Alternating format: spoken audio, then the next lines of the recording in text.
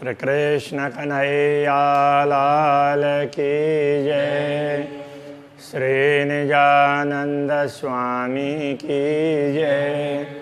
श्री प्राणनाथ प्यारे की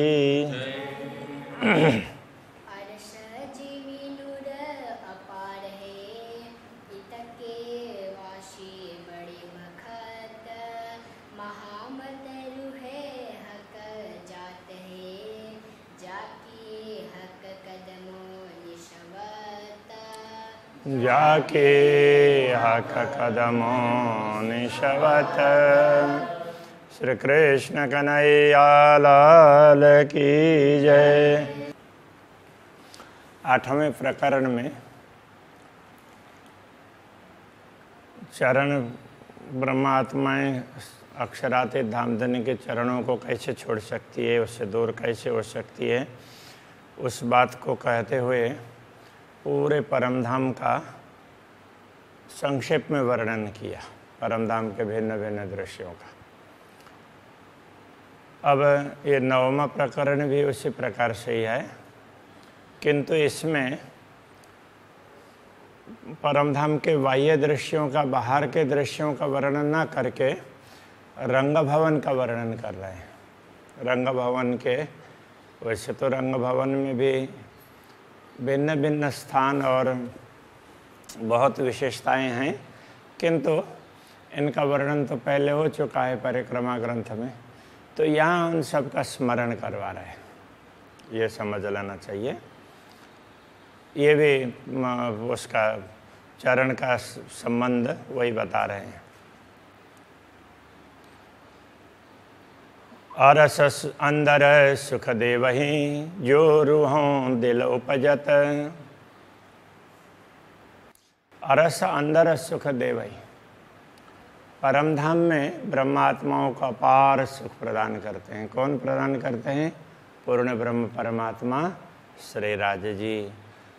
जो रूहों दिल उपजत, ब्रह्मात्माओं के दिल में, या दिल कहने से अंतःकरण भी लिया गया है, कि उनके मन में जो कुछ बातें उत्पन्न होती, जो इच्छाएं उनकी होती है, उनके अनुरूप सब इच्छाओं को अक्षरादि धामधनी पूर्ण करते हैं और उनको अपार सुख प्रदान करते हैं। ऐसी ब्रह्म आत्माएं सो रूहें कदम क्यों छोड़ई जाकी असलाह कनिष्वत। ऐसी आत्माएं अक्षराते धामधनी के चरण कमल को कैसे भूल सकती है? अर्श अरवाह भोम खिलवत नूर दसों दिशालरत। अरस अरवाह परमधाम की आत्माएं, रूह और अरवाह, वैसे कई स्थानों में रूहें भी कहा, बहुवचन हो गया, किंतु अरबी में देखा जाए तो रूह एक वचन है और अरवाह बहुवचन है। और रूह का भी कई स्थानों पर रूहें कर देते हैं और कई स्थानों पर अरवाह का भी अरवाहें कर देते हैं। ये हो सकता है कि प्राणनाथ जी ने ना किया हो और परवर्ती संतों ने उनको भाषा का ख्याल न होने से ऐसा किया हो, कर दिया गया हो। हाँ, रूह का रूहें, ये तो भारत में जब अरबी और फारसी उनमें से उर्दू भाषा तैयार हुई तो उर्दू में तो रूह का रूहें बोल देते हैं, किंतु अरवाहें नहीं बोलेंगे। तो जो परमधाम की आत्माएं हैं, अरवाह कहने से आत्माएं हैं। भौम खिलवत, तो वो प्रथम भूमिका, या भौम कहने से भूमिका, तो वो प्रथम भूमिका के लिए, पर प्रथम भूमिका मूल मिलावा के अंदर विराजमान है। नूर दसों दिश लरत, तो वहाँ अक्षराते धामधनी श्री श्यामा जी के साथ में बीच में मध्य में सिंहासन में विराजमान है, चारों तरफ ब्रह्मात्माएं। तो इस मूल मिलावे का प्रकाश कोई सागर की भांति वर्णन किया है। तो 8 सागर है, तो वो मूल मिलावे के अंदर भी बताए गए हैं। तो उनका प्रकाश परमधाम में चारों तरफ फैला हुआ है, दसों दिशाओं में उनके प्रकाश, उनका वहाँ का प्रकाश है, उसकी तरंगें लहराती रहती है। सो क्यों छोड़े इन कदम को जाके असलाह कनिष्वत। तो जो ब्रह्मात्मा है ऐसे मूल मिलाव में अक्षराते धामधनी के चरणों में बैठी हो, वो उनके चरणों को कैसे छोड़ सकती है। रुएं 12,000 बैठाए के हक हाँसी को खिलावत है। इसी मूल मिलाव में 12,000 ब्रह्मात्माओं को बैठा करके अक्षराते धामधनी उनको खेल दिखा रहे हैं। खिलाते हैं मतलब उनको खेल दिखा रहे हैं। तो इसलिए हंसी करने के लिए, हंसी करने का तात्पर्य उनका को मजाक उड़ाना उस अर्थ में नहीं है जैसे हम लोग माया के कारण करते हैं, अपनी बड़ाई करना चाहते हैं और दूसरों को घटाना चाहते हैं, उसके लिए मजाक करते हैं, वैसा नहीं। राज्य किस तरह से मजाक करते हैं, तो राज्य अपने महत्व भी समझाना चाहते हैं। तो ब्रह्मात्माओं में एक प्रकार से ये भाव है कि जब अक्षरातीत हमारे धनी हैं तो हमारा प्रेम उनके प्रति ज़्यादा होना चाहिए। तो उसको वो अक्षरातीत धनी समझाना चाहते हैं, देखो तुम्हारे अंदर जो है वो हमारा ही दिया हुआ है, हमारा ही तो तुम्हारे में है, तुम्हारा अलग से नहीं है। उस बात को समझाने के लिए उनको थोड़ा सा उनकी भूल भी दिखानी होगी। तो इसलिए वो भूल उनको दिखाने के लिए ये खेल दिखा रहे हैं। इसलिए यहाँ का हक हाँसी को खिलावत, हंसी करने के लिए खिला रहे हैं। सो रुएं कदम क्यों छोड़े जाके असला कनेश्वत। ऐसी ब्रह्मात्माएं उनके चरण कमल को कैसे छोड़ सकती है। और हंसी भी इसलिए कर रहे हैं कि उनको प्रेम का ज़्यादा अनुभव करवाना है। तो अक्षरातीत धनी का प्रेम इतना ज़्यादा है, वो अनुभव कर सके, उसके लिए उनकी हंसी होनी है। ले सुख चे बच्चे भौम दूसरी, अब प्रथम भौम की बात हो गई तो दूसरी भौम की शुरू कर रहे हैं। दूसरी भौम में चाह बच्चा, तो जो जिसको खड़ोकली कहा वो जलकुंड विशेष, तो वहाँ जलकुंड में जा कर के जल क्रीड़ा करते हैं और फिर रंग भवन के अंदर आकर के जहाँ भूल भुलौनी के मंदिर हैं, बीच में चबूतरा है, तो उसमें बैठ कर के श्रृंगार करते हैं और फिर भूल भुलौनी की अलग अलग लीलाएं करते हैं। तो उसकी बात कर रहे हैं दूसरी भौम में, जहाँ वो जलकुंड खुलता है। महल माए सहस्रजित, जहाँ महल 12 सहस्रजित, 12,000 महल हैं। यहाँ महल कहने से मंदिर, 12,000 मंदिर भूल भुलौनी के जहाँ पर हैं। तो वहाँ लीला करने वाली ब्रह्मात्माएं सो क्यों छोड़े रुए कदम को जाकी असलाह करने शिवता। वो अक्षराते धामधनी के चरण कमल को कैसे छोड़ सकती है, कैसे बोल सकती है। रुए तीसरी भूमि चढ़ के बड़े झरोखों आवत।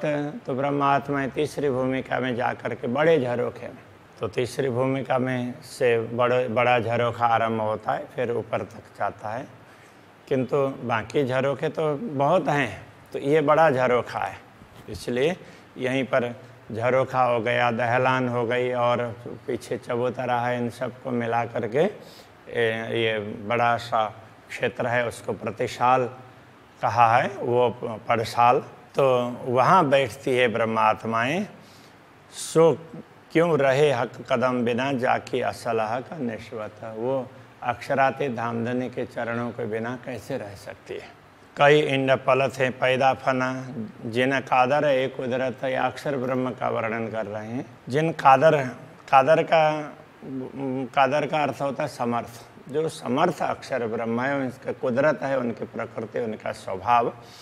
तो उनका स्वभाव कैसा है, तो कई इंड पलत है पैदा फना, उनके पल मात्र में करोड़ों ब्रह्मांड बनते हैं और करोड़ों मिटते हैं। ऐसा सामर्थ्य है उनके पास में। ऐसे अक्षर ब्रह्म ए आवे मुजरे इन स्वरूप के। अक्षरातीत धामधनी के स्वरूप के दर्शन के लिए आते हैं। और यहाँ ये भी कह सकते हैं अक्षरातीत के साथ में उनके मन में इच्छा हुई अक्षरातीत धामधनी कैसे लीलाएं करते हैं, तो उनकी लीलाओं को देखने के लिए इच्छा हुई। तो ब्रह्मात्माओं के दर्शन की भी इच्छा होती है। तो जिन ब्रह्मात्माओं के दर्शन के लिए आते हैं, ये भी कह सकते हैं धामधनी के दर्शन के लिए तो आता ही है, किंतु यहाँ पर ब्रह्मात्माओं का भी दर्शन चाह रहे हैं। इसलिए ऐसी ब्रह्मात्माएं जाके असलह का निश्वत, जिनका असली संबंध पूर्ण ब्रह्म से है, तो वो उन चरणों को कैसे छोड़ सकती है। वो पहले वाले चौपाइयों से उसका भाव यहाँ ले लेना चाहिए। नूर मकान से आवेदीदार को इत नूर जमाल विराजत। रंग भवन में तो यहाँ तीसरी भूमिका में अक्षराति धामधनी विराजमान है, और अक्षर ब्रह्म दर्शन के लिए अक्षरधाम से चल करके वहाँ पर आते हैं और चांदनी चौक में खड़े होकर के दर्शन करते हैं। तो अक्षराति धामधनी तो ब्रह्मात्माओं को अपने चरणों में रख करके अक्षर ब्रह्म को भी दर्शन देते हैं।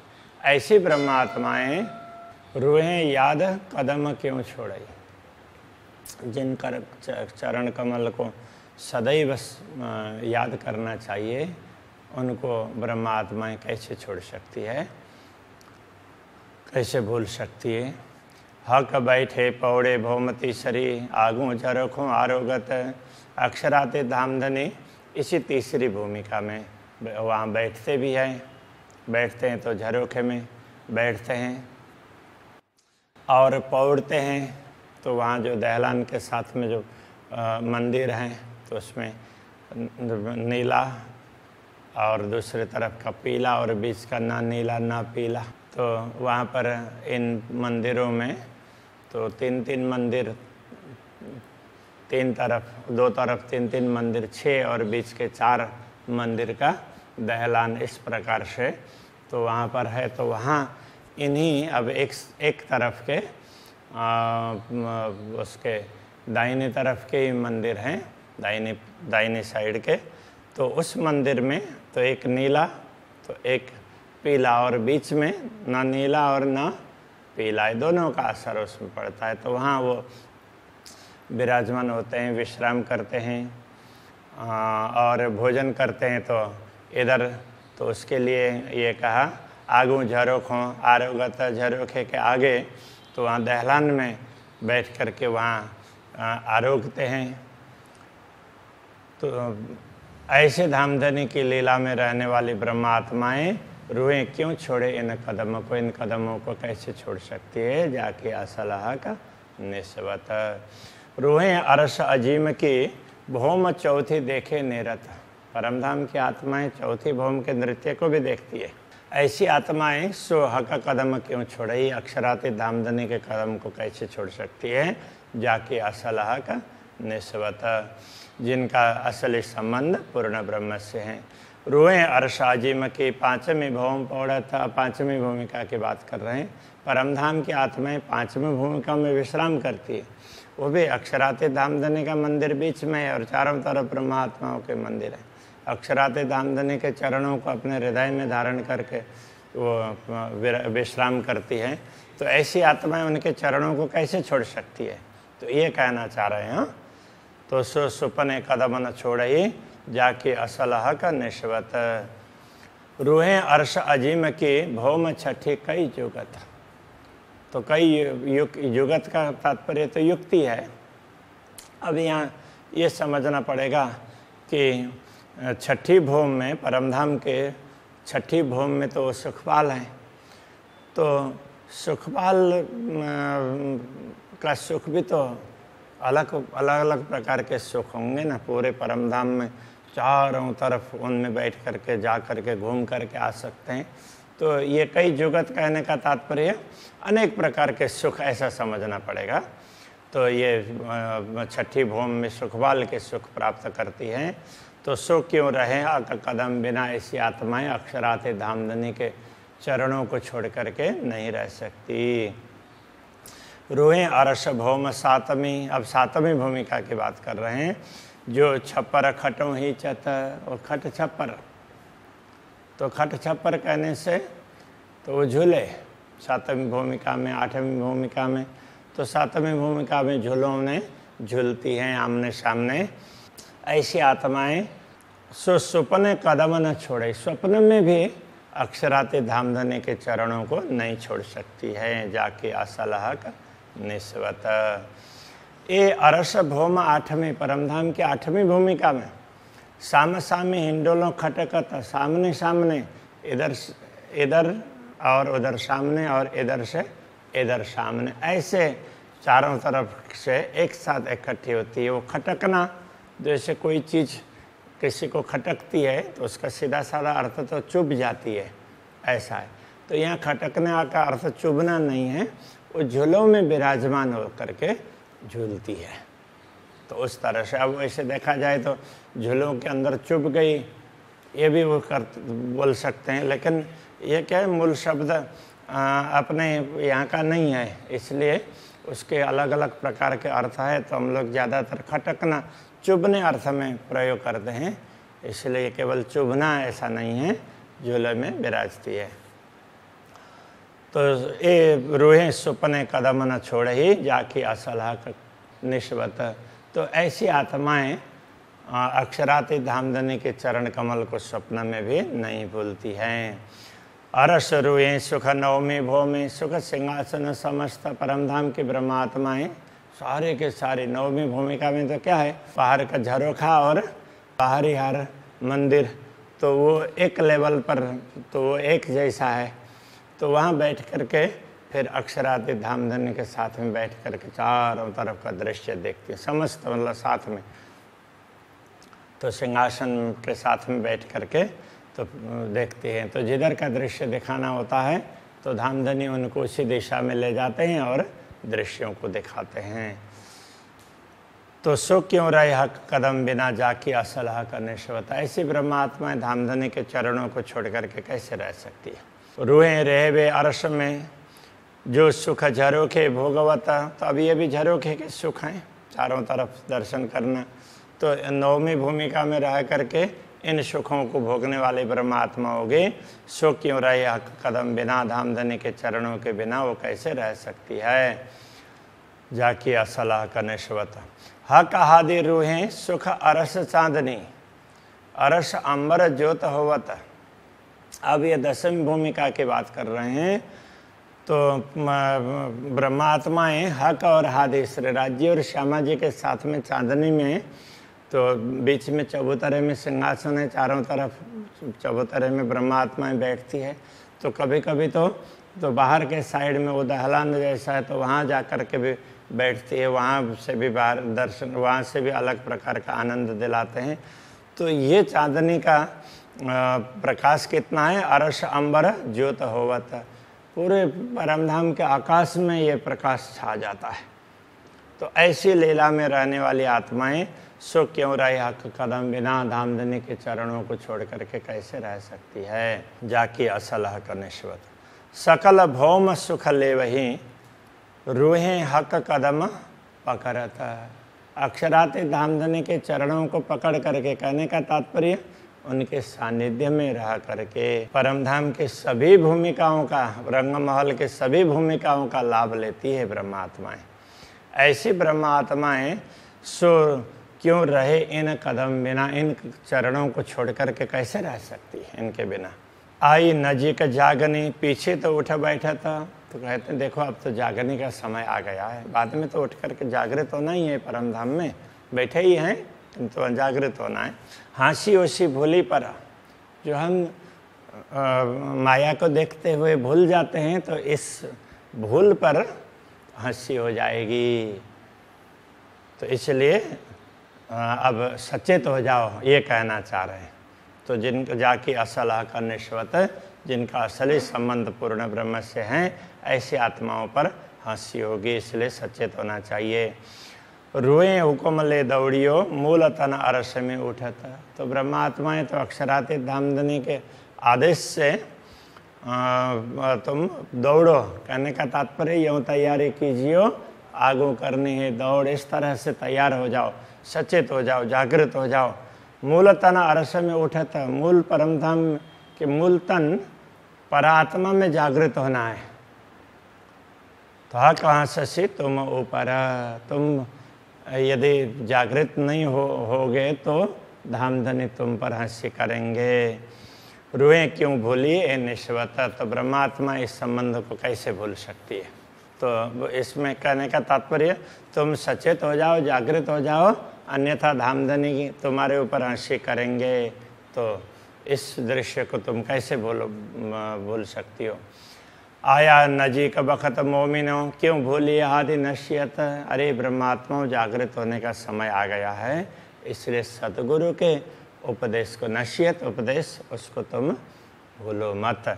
जो सुपने कदम न भूलिए, हंसी हकसों ले निश्वत। यदि स्वप्न में भी धामधनी के चरणों को नहीं भूलेंगे तो हंसी आकसों ले निश्वत। जब जागृत होंगे तो हम भी खुश हो जाएंगे धामधनी के साथ में, तो हमें भी लगेगा कि चलो हम भूले नहीं, हम सचेत रहे, ऐसा होगा। और ये विश्वास होना चाहिए, अब इससे जागृत हो जाओ। इसके लिए लाहा लीजिए दोनों ठौर का, सुनो मोमिनो कहे महामत।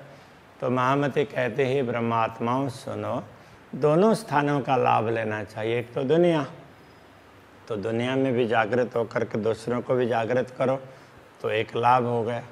और परमधाम में जागृत होते हैं और वहाँ पर फिर भूल गए हैं ऐसा करके, तो वो उस समय हास्य का पात्र नहीं होना पड़ेगा। तो धामधनी भी कहेंगे ओह तुम तो बड़े अच्छे रहे, तो तुम भूले नहीं, तो दोनों ठौर का लाभ हो गया ना। तो इस प्रकार से लाभ लेना है। क्यों सुपने ए चरण छोड़िए, जाके अपनी असल निश्वत। इसलिए स्वप्न में भी इन चरण कमल को छोड़ना नहीं चाहिए, क्योंकि हमारा असली संबंध इन्हीं चरणों के साथ में है। इस प्रकार से चरण कमल की महिमा समझाइए। तो ये 3 या 4 प्रकरणों में तो ये चरण कमल तो शुरू से ही है, किंतु तो जाके असल हक निश्वत, ये चतुर्थ चरण के साथ में शायद 3 प्रकरण हुए हैं, इसके द्वारा इस प्रकार समझाया। अब दूसरे प्रसंगों को समझाएंगे, तो अभी के आज के प्रसंग को यहीं पर रखते हैं। श्री कृष्ण कन्हैया लाल की जय। अपनी असल निस्वत,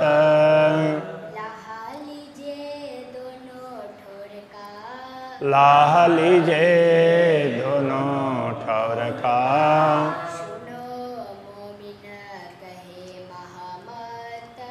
सुनो मोमिनो कहे महामत।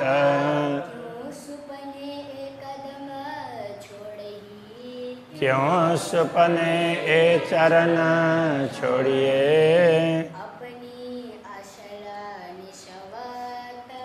अपने असल निश्वत।